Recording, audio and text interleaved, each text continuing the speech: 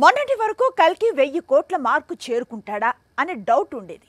ఓవైపు భారతీయుడు సీక్వెల్, ఇంకోవైపు అక్షయ్ కుమార్ కొత్త ఫిలిం. వీటి వల్ల కల్కికి 1000 కోట్ల మార్క్ అందుకుంటుందా లేదా అనేది అనుమానంగా ఉండేది. కానీ కల్కి చాలా ఈజీగా 1000 కోట్ల వసూళ్లను దాటాడు. ఇప్పుడు కల్కి టార్గెట్ ఏంటి? టాప్ 3లోకి చేరుకుంటాడా లేదా? ప్రభాస్ కెరీర్ లో రెండవ 1000 కోట్ల చిత్రంగా కల్కి రికార్డులు సృష్టించింది. అయితే 1000 కోట్లు దాటిన తరువాత కల్కి స్పీడ్ తగ్గుతాడా అంటే అలాంటి ఇండికేషన్స్ ఏమీ కనిపించడం లేదు. పైగా కల్కికి పోటీగా వచ్చిన భారతీయుడు 2, సర్ఫిరా పరిస్థితులు బాగోలేవు. సో ఇప్పట్లో పెద్ద సినిమాలేవి విడుదలకు లేవు.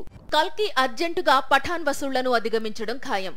ఆ తరువాత లైన్ లో షారుఖ్ నటించిన మరో బ్లాక్ బస్టర్ జవాన్ ఉంది. ఈ సినిమా వసూళ్లు 1500 కోట్లు. అలాగే 1250 కోట్లతో కేజీఎఫ్ సీక్వెల్, 1300 కోట్లతో RRR చిత్రాలు ఉన్నాయి. వీటిల్లో కల్కి ఏ సినిమా రికార్డును బద్దలు కొడతాడో చూడాలి. అన్నీ కుదిరితే RRR కలెక్షన్స్ ను కల్కి దాటితే మాత్రం India's biggest black busters list లో 3వ స్థానంలో నిలుస్తాడు కల్కి.